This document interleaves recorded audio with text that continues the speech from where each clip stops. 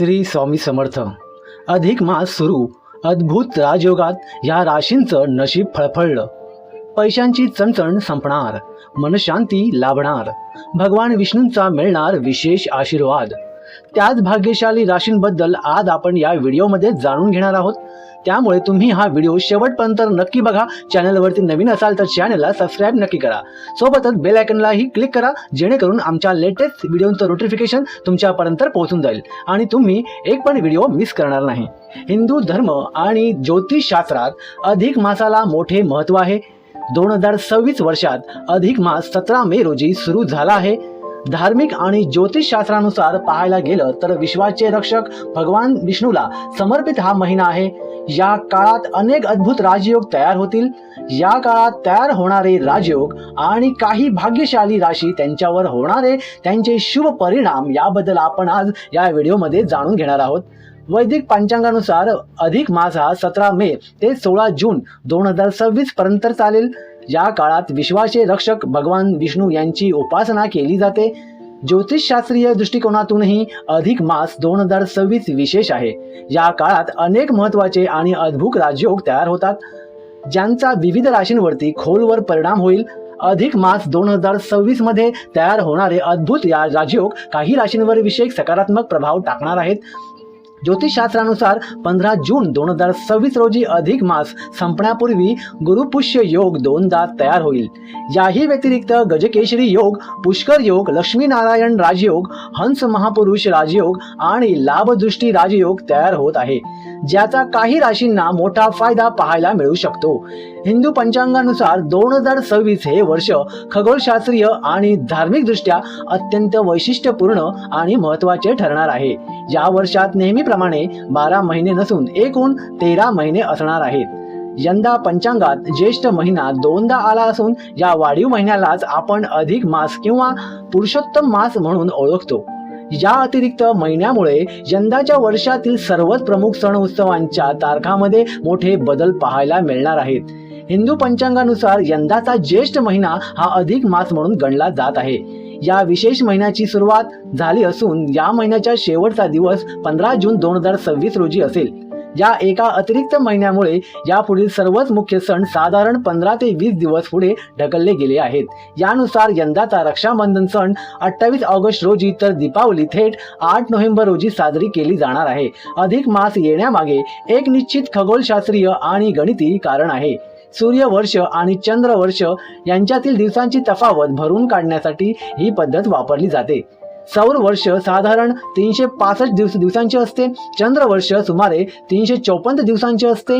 यामुळे दोन्ही वर्षामध्ये दरवर्षी सुमारे 11 दिवसांचा फरक पडतो. हा फरक साचत जाऊन 3 वर्षात साधारण 32 ते 33 दिवसांचा होतो. हाच काळ संतुलित करण्यासाठी दर 3 वर्षांनी हिंदू पंचांगात एक जास्तीचा महिना जोडला जातो, ज्याला अधिक मास म्हणतात. अधिक मासाचे अधिपती भगवान विष्णू आहेत, म्हणून याला पुरुषोत्तम मास असेही म्हणतात. या काळात विष्णूंची उपासना आणि मंत्र जाप करण्याला विशेष महत्त्व आहे. या महिन्यात दान धर्माला अनन्यसाधारण महत्त्व आहे.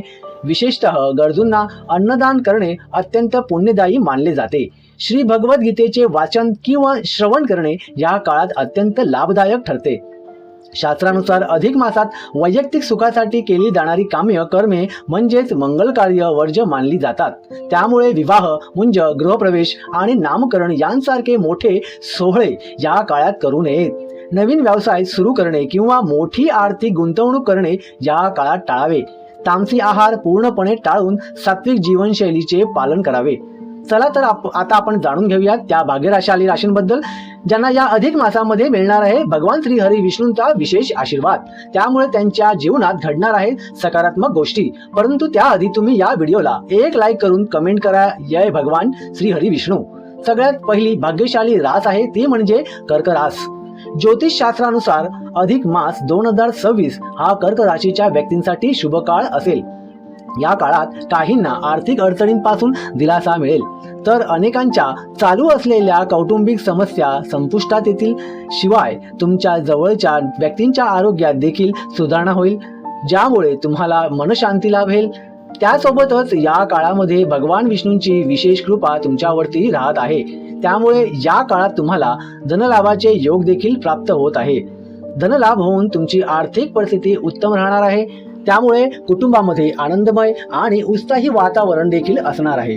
सोबतच या काळामध्ये तुमचा कल धार्मिक क्षेत्राकडे अधिक असू शकतो। त्यामुळे तुम्ही एखाद्या धार्मिक स्थळाला देखील भेट देऊ शकता। या काळामध्ये वैवाहिक जीवन सुखमय असेल। कर्क राशीवाले अधिक महिन्यामध्ये तुम्ही दूध, चांदी किंवा मोत्याचे दान करू शकता, ते तुमच्यासाठी अधिक शुभ राहील। त्यानंतर आहे तुळ रास। ज्योतिषशास्त्रानुसार अधिक मास 2026 मध्ये विविध राजयोगांची निर्मिती तुळ राशीसाठी फायदेशीर ठरेल। जर एखादी प्रिय व्यक्ती आजारी असेल तर तिच्या प्रकृतीत सुधारणा होईल।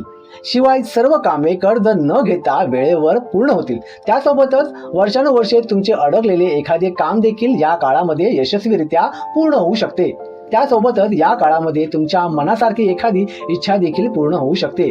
त्यासोबतच या काळात तुम्हाला भगवान विष्णूंचा विशेष आशीर्वाद, विशेष कृपा त्यांची तुमच्यावर राहत आहे। त्यामुळे या काळात तुमची सर्व मनोकामना पूर्ण होतील। त्यासोबतच हा काळ तुमच्या जीवनामध्ये अनेक सकारात्मक गोष्टी घेऊन येणार ठरणार आहे। तुळ राशीवाले अधिक महिन्यामध्ये तुम्ही पांढरे वस्त्र, दही किंवा तांदळाचे दान करू शकता। त्यामुळे पुण्यफळ प्राप्त होण्यास मदत मिळते असं देखील सांगितलं जात आहे। त्यानंतरची पुढची रास आहे वृश्चिक रास। ज्योतिषशास्त्रानुसार कर्क आणि तुळ राशी व्यतिरिक्त अधिक मास 2026 वृश्चिक राशींसाठी देखील चांगला असणार आहे। तुमच्या आर्थिक परिस्थितीत सुधारणा होईल, तसेच तुमच्या वडिलांचे आरोग्य देखील उत्तम राहील। परिणामी घरातील वातावरण पूर्वीप्रमाणे सुखद राहील। सोबतच भगवान श्री आणि विष्णूंचा विशेष आशीर्वाद प्राप्त होत असल्यामुळे या काळामध्ये खास करून तुम्हाला तुमच्या करिअरमध्ये प्रगती झालेली पाहायला मिळू शकते। सोबतच या काळात तुम्हाला तुमच्या मुलांकडून एखादी आनंदाची बातमी देखील मिळू शकते। त्यामुळे तुमचे मन प्रसन्न राहील। त्यामुळे कुटुंबात आनंदमय आणि उत्साही वातावरण देखील राहणार आहे। तसेच या काळात तुम्ही तुमच्या मित्रांसोबत एखाद्या छोट्या सहलीला देखील जाऊ शकता। त्यामुळे तुम्ही आनंदित व्हाल। तसेच वैवाहिक जीवन या काळामध्ये आनंदमय असणार आहे। वृश्चिक राशीवाले अधिक महिन्यामध्ये तुम्ही लाल वस्त्र, मसुराची डाळ किंवा तांब्याचे भांडे दान करू शकता। त्यानंतर आहे सिंह रास। अधिक मासामुळे सिंह राशीच्या लोकांची आर्थिक परिस्थिती पूर्वीपेक्षा अधिक मजबूत होईल। तुम्ही कर्जमुक्त व्हाल। तसेच जुन्या गुंतवणुकीतून भरघोस नफा मिळण्याची देखील आशा आहे। तुम्हाला कुटुंबासोबत चांगला वेळ घालवता येणार आहे। या शुभ काळात कुटुंबामध्ये एखादी शुभ घटना देखील घडू शकते। व्यवसायात अचानक प्रगती होण्याची देखील शक्यता आहे। सोबतच जी लोक नोकरी करत आहेत त्यांना या काळामध्ये पदोन्नतीचे योग देखील बनत आहेत। सोबतच बेरोजगारांना या काळात त्यांच्या मनासारखी नोकरी प्राप्ती देखील होऊ शकते। त्याचबरोबर हा काळ तुमच्या जीवनामध्ये अधिक सकारात्मक गोष्टी घेऊन येणारा ठरणार आहे। भगवान श्री हरी विष्णूंची विशेष कृपा तुमच्यावर राहत असल्याने या काळात तुमच्या जीवनात सकारात्मक बदल घडताना दिसणार आहेत। सिंह राशीवाले अधिक महिन्यामध्ये तुम्ही सोनं, गूळ किंवा गव्हाचे दान करू शकता। त्यामुळे शुभफल प्राप्ती होऊ शकते। तर मित्रांनो, या होत्या त्या राशी ज्यांना अधिक महिन्यामध्ये मिळणार आहे भगवान श्री हरी विष्णूंचा विशेष आशीर्वाद। त्यामुळे त्यांच्या जीवनातील सर्व दुःख, संकटे मिटणार आहेत आणि त्यांच्या जीवनात येणार आहे अपार आनंदच आनंद। यामध्ये तुमच्याही राशीचा समावेश आहे का तर कमेंट करून नक्की सांगा। पुन्हा भेटूया अशाच प्रकारच्या माहितीपूर्ण व्हिडिओ सोबत। तोपर्यंत श्री स्वामी समर्थ।